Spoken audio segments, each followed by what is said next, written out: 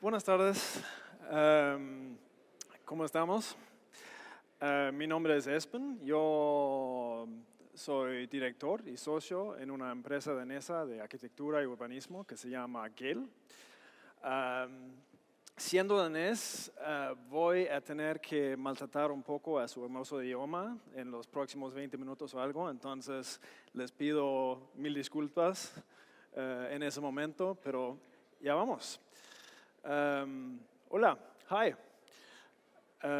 GEL, la empresa que yo represento es una empresa que trabaja con estrategia urbana, urbanismo, arquitectura, planificación y diseño. Y trabajamos a nivel mundial. Tenemos un despacho en Copenhague, donde yo vivo también, y algunas oficinas en Estados Unidos. Tenemos presencia en muchas ciudades alrededor del mundo y trabajamos con temas de urbanismo y temas de cómo crear buenas ciudades para la gente en muchos diferentes lugares. Y antes que nada, les quisiera presentar a ese señor. Se llama Jan. Jan es profesor de arquitectura y urbanismo.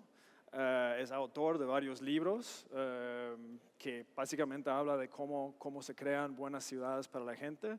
Y además es uno de los fundadores de mi empresa. Su apellido es GEL, como la empresa.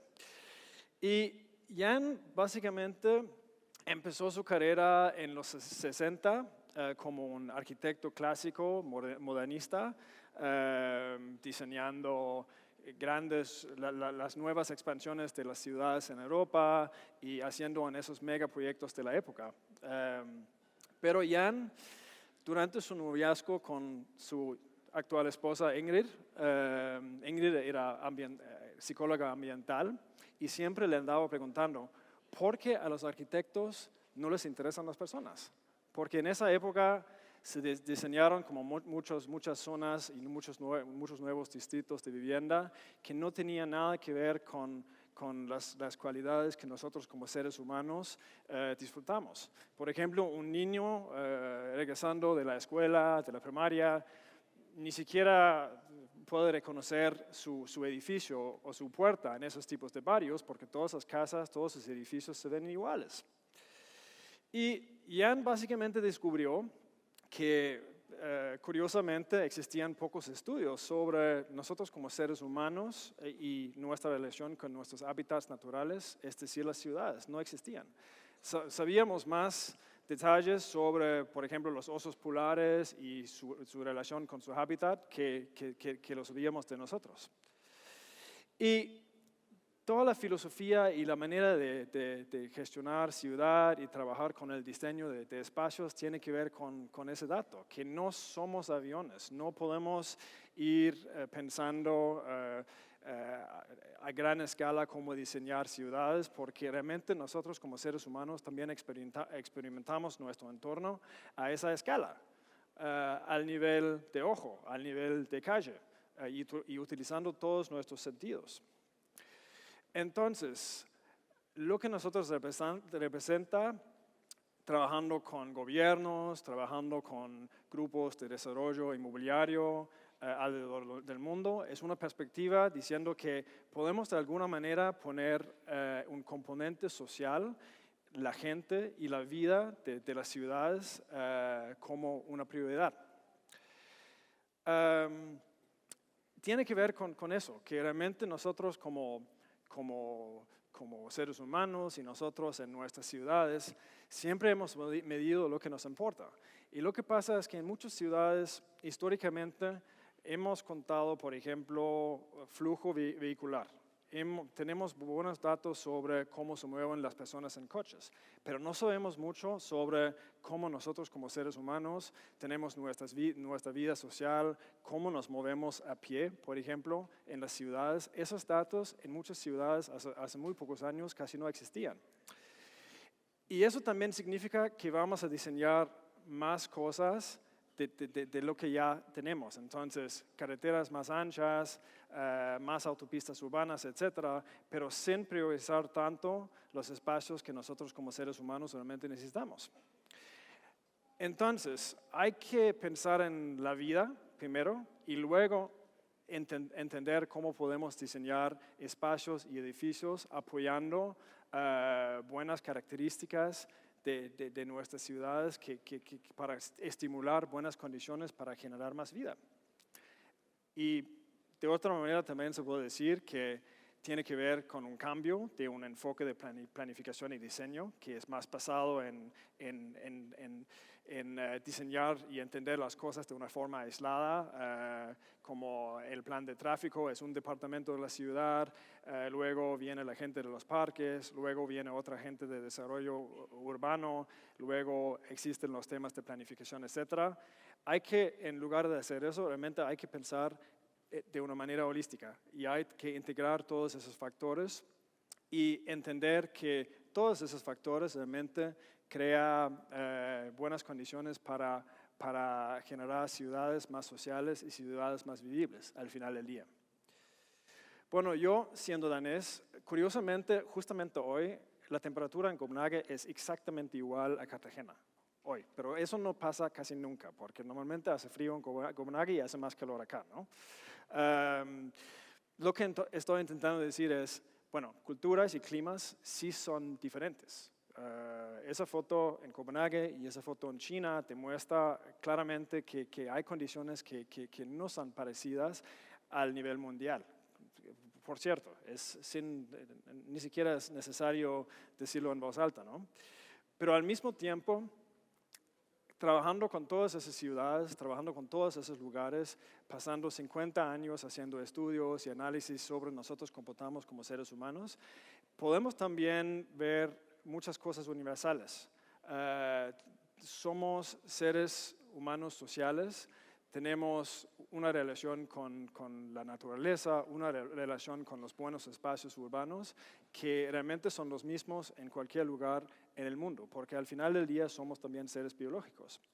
Y esa fisiología realmente no ha cambiado mucho en los últimos 200 o 2000 o más años, pero lo que sí ha cambiado mucho es cómo nuestras ciudades se han vuelto mucho menos densas, pero mucho más grandes. Y es muy sencillo, que realmente la gran mayoría de la gente hoy en día tienen viajes o tiempos de traslado ya mucho más largos que lo que era lo típico hace 50 o 70 o 80 años. Mucha gente, por ejemplo, esa foto es de Ciudad de México, yo creo que el promedio de tiempo de traslado en la Ciudad de México es alrededor de 3 horas por día o más en muchos casos. Pero al mismo tiempo, con esa condición de ciudades menos densas, y estoy hablando de gente, realmente también tenemos una característica de muchos espacios que son muy grandes y poco atractivos y con pocos usuarios, porque nosotros realmente no nos gusta necesariamente pasar tiempo en una plaza enorme que no tiene sombra, que no tiene buenas condiciones para sentarse, y en lugar de hacer eso, preferimos realmente lugares que sí tienen esas características fisiológicas más atractivas. Y otra cosa es que la gran mayoría de nosotros ya no estamos en una situación donde tenemos que pasar tiempo en espacio público y tenemos que pasar tiempo en las ciudades, porque la gran mayoría de la gente ya no tienen que ir al mercado todos los días, por ejemplo, para vender su mercancía o cosas así. Entonces, lo que pasa es que nosotros como diseñadores, uno de los grandes desafíos que tenemos es cómo podemos hacer que la gente salgan de sus casas, de sus sillones y de su Netflix para pasar tiempo con otras personas, porque realmente lo que está pasando es, aún con las redes sociales, estamos aislándonos un poco y pasando más y más tiempo en nuestras burbujas con gente que realmente parecen más y más a nosotros. Entonces, ¿cómo podemos desafiar un poco esa condición? Es una de las preguntas muy interesantes. Y lo que pasa es que en muy pocos años, la gran mayoría de la población mundial va a vivir en ciudades. Y por eso, para nosotros, Latinoamérica siempre ha sido casi como un laboratorio, porque en muchos países aquí, esos números ya es la realidad. Entonces, muchas partes del mundo realmente están mirando un poco el ejemplo de Latinoamérica, intentando entender cómo podemos aprender de los errores, pero también de las buenas prácticas de Latinoamérica. Entonces, por eso es un continente muy interesante para nosotros como un laboratorio de cómo gestionar ciudad. Y la gran pregunta para nosotros es realmente entonces, ¿cómo podemos diseñar ciudades, distritos y espacios que son más atractivos y que den prioridad a la vida pública y buenas condiciones sociales para la gente? Tiene mucho que ver con cómo hacemos nuestro análisis como profesionistas. Y ahorita estoy hablando como diseñador, como arquitecto, sabiendo que ya han tenido un panorama muy amplio de distintos temas hoy, pero a lo mejor eso representa algo un poco distinto a los otros ejemplos que hemos visto aquí en el escenario hoy. Es importante entender cómo nos comportamos como seres humanos, cómo nos movemos en las ciudades, cómo nos relacionamos con el agua, con la ecología, y cómo el diseño de los espacios públicos realmente pueden influir el confort y también el uso. Porque si uno, por ejemplo, el día de hoy está caminando afuera aquí, no hay sombra, no hay ninguna manera de moverse en la ciudad sin estar 100% expuesto al sol y al clima, la gran mayoría de la gente realmente prefieren estar aquí adentro, en el aire acondicionado o en sus coches. Entonces, tenemos muchas maneras de influir el comportamiento de la gente trabajando con diseño también. ¿Cómo hacemos los alimentos en nuestro día a día? ¿Cómo es la calidad del aire? ¿Cómo nos relacionamos con el agua? A veces nos sobra agua, a veces hay una escasez muy fuerte. Lo que estamos viviendo en Europa en el momento, y cómo podemos asegurarnos que se realicen y hasta que se amplíen los potenciales de un lugar. Y llegando un poco a un punto de acción y un punto de diseño, bueno, un dato muy importante es que realmente la forma en que construimos el mundo tiene un impacto directo en nuestro comportamiento como seres humanos. Y también es un tema de densidad, porque la manera de poner los bloques de Lego, la manera de crear nuestras ciudades, todas las unidades de vivienda, los departamentos, las tiendas, etcétera, tiene grandes consecuencias de, por ejemplo, la vida en la calle. ¿Tienes una calle atractiva o no? Y esa manera de trabajar con la forma de los edificios tiene grandes consecuencias sobre ese tema. Y regresando al tema de ciudades sociales, les quisiera mostrar algunos ejemplos de cómo se puede trabajar con eso y cómo estamos actualmente trabajando con esos temas en distintos proyectos a nivel mundial. Y primero, yo puedo hablar sin problemas media hora por cada de esos ejemplos, pero no voy a hacer eso, me quedan como 10, 12 minutos, entonces voy a intentar apurarme un poco. Pero el primer ejemplo es un master plan, es decir, un diseño completo de un distrito con todos los distintos factores, entonces vialidades, edificios, espacio público, usos, actividades, naturaleza, proyecto paisajista, etc. Es un proyecto en Kuala Lumpur, en Malasia, una ciudad que tiene características muy comunes, que también se puede notar aquí en Cartagena o en Bogotá o en las otras grandes ciudades de Latinoamérica, es que es una ciudad muy fragmentada, es una ciudad muy dividida por vialidades, por infraestructura. Realmente es muy difícil caminar y hasta a veces imposible caminar de un punto a otro en ese mapa. No se puede porque vas a tener que atravesar una autopista de 8 o 10 carriles y no existen las condiciones peatonales hoy en día. Al mismo tiempo, tiene una topografía y naturaleza increíble, pero la escala del desarrollo ecológico en ese contexto es realmente el principal desafío que tenemos. Por eso hay que pensar en otra manera de gestionar ese desarrollo urbano nuevo. Y algo interesante es que es una cultura fuerte de vida y espacio público. Entonces es una cultura donde la gente salen para cenar, salen para pasar tiempo con su familia en la calle, especialmente durante la noche, cuando no hace tanto calor, etc. Pero lo que está pasando en muchos nuevos desarrollos urbanos es que casi no hay gente, porque las calles son muy pocos atractivos, no hay comercios, no hay banquetas, aquí se dice andenes, banquetas, andenes, veredas, en muchos lugares, entonces no hay manera de caminar. Entonces la única relación que realmente tienes en ese tipo de espacio es mirando la otra gente en los coches. Y al mismo tiempo lo que pasa es que por temas de legislativos como normas de vialidades, normas de los retiros, separación de usos, etcétera, realmente estamos construyendo en ese caso lugares que no son atractivos para nosotros como seres humanos para nada.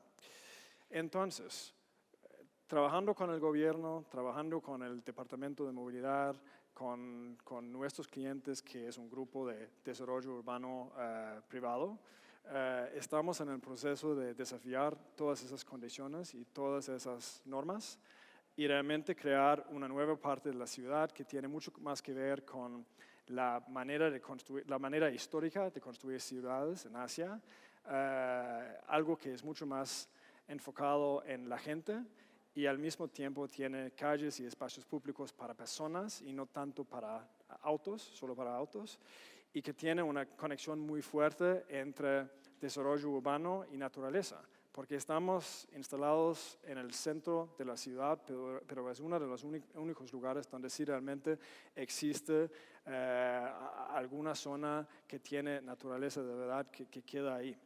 Por eso tenemos que aprovechar y utilizar ese potencial a su máximo. Un pequeño ejemplo de Kuala Lumpur. Voy a un ejemplo muy local, bueno, no muy local, pero de aquí, un ejemplo nacional. Un proyecto que estamos también trabajando en el momento en Bogotá, juntos con una empresa danesa que se llama Novo Nordisk, que tiene una presencia muy fuerte aquí, y el gobierno de la ciudad de Bogotá. Y es un proyecto que tiene que ver con el derecho humano a la alimentación adecuada, es decir, comida saludable en Bogotá. Porque un diagnóstico que utilizamos empezando el proyecto está diciendo que realmente 80% de la salud de las personas depende de factores que no son clínicos, es decir, factores como estilo de vida, comportamiento, factores sociales y también ciudad y espacio construido, porque existe una relación muy fuerte entre la estructura de una ciudad y nuestra salud como personas, porque en muchos lugares y en muchos barrios hay una oferta muy restringida de comida saludable. A lo mejor puedes comprar una bolsa de papas o una lata de refresco, pero no puedes comprar lechuga, pollo, huevo, lo que sea, comida de verdad. Es una condición que existe en muchos lugares, un poco en las franjas de las ciudades latinoamericanas. Y el gran desafío es, tenemos inseguridad alimentaria que tiene que ver con la cantidad de comida, pero también tiene que ver con la calidad de la comida. Y realmente deberíamos de intentar hacer algunas intervenciones cambiando ese tema, como mejorando las conexiones y incrementando la cantidad de lugares de venta de comida sana. Aquí en Bogotá estamos actualmente empezando la próxima etapa de un proyecto, creando intervenciones en el pasaje, en el contexto urbano, para mejorar esa condición y realmente ofrecer una oferta mejorada de comida saludable en ciertas zonas de la ciudad.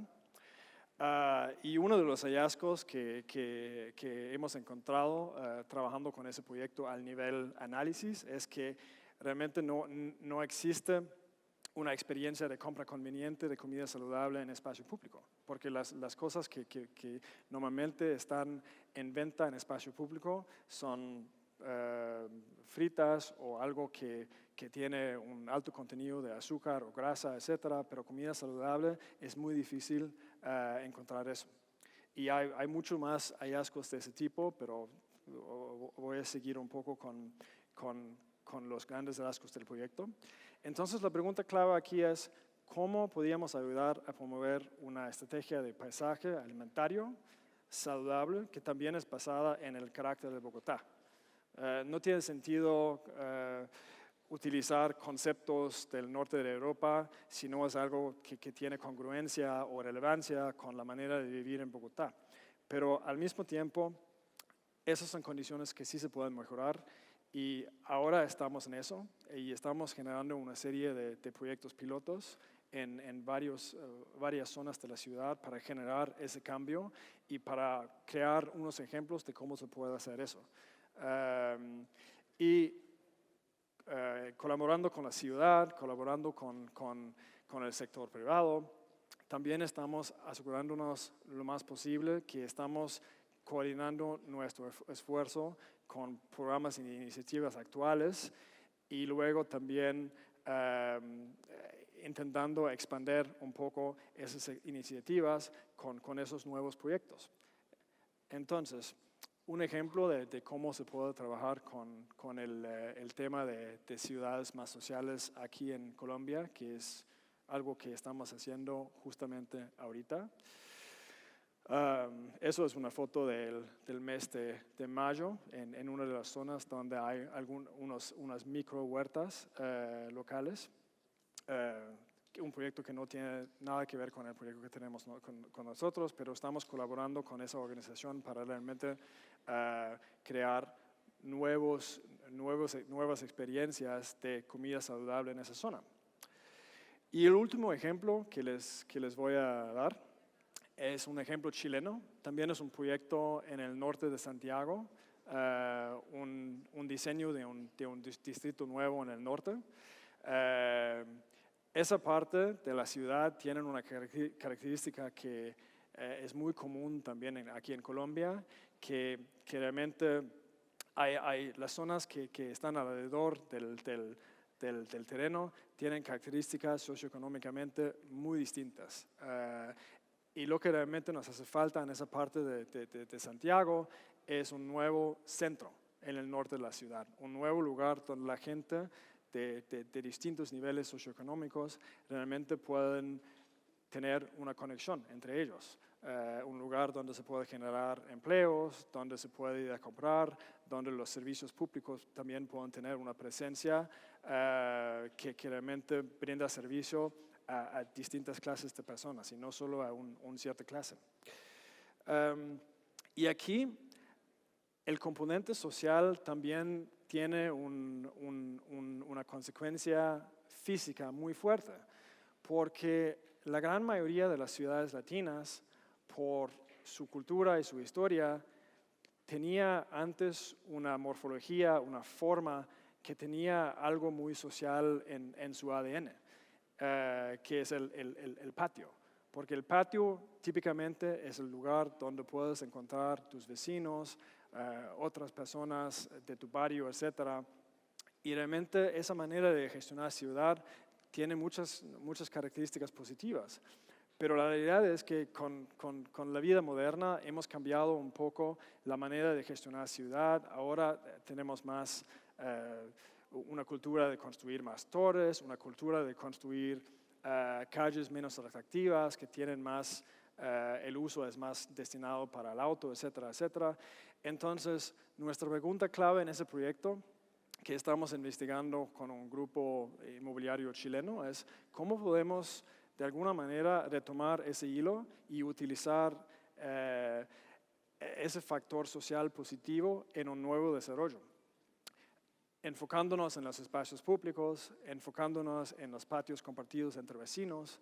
Y ese lugar es de distintos niveles. Entonces también cuenta con vivienda asequible, también cuenta con vivienda para los estudiantes, pero lo que pasa aquí es, trabajando con un modelo de patio, por ejemplo, se puede generar, como se demuestra en esa imagen, un lugar donde tus niños pueden ir a jugar en el patio sin supervisión, que es algo, yo tengo 3 hijos y poder tener eso es una maravilla, porque realmente te estás liberando mucho tiempo si no tienes que estar afuera cuidando a tus hijos.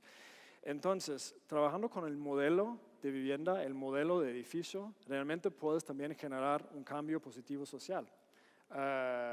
Lugares donde puedes pasar más tiempo con tus vecinos, lugares donde a lo mejor no es tan importante que distintos grupos sociales también pueden vivir en el mismo edificio, porque realmente siempre tienen ese espacio común compartido.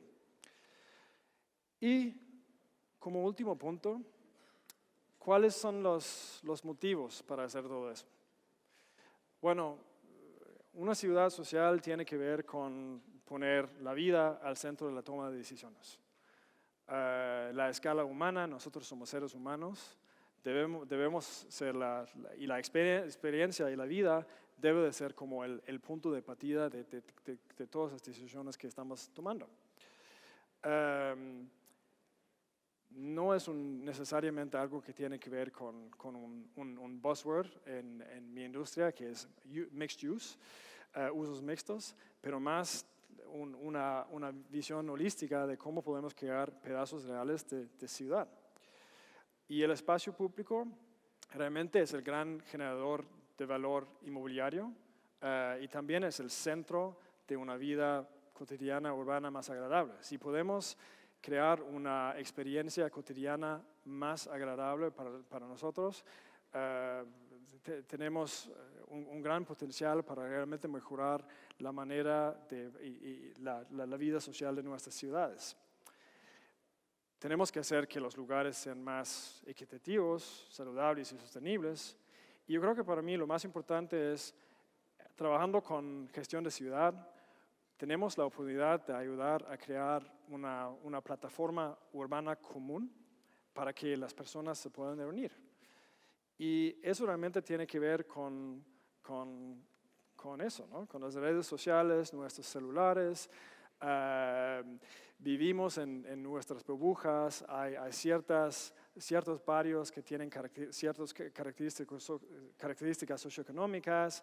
Esa gente compran sus productos en ciertas tiendas o en ciertos centros comerciales.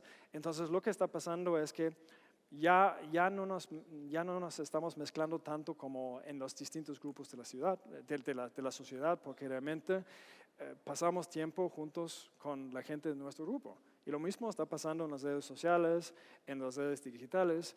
En Twitter, por ejemplo, solo yo veo solo me dan como las opiniones de la gente que parecen a mí.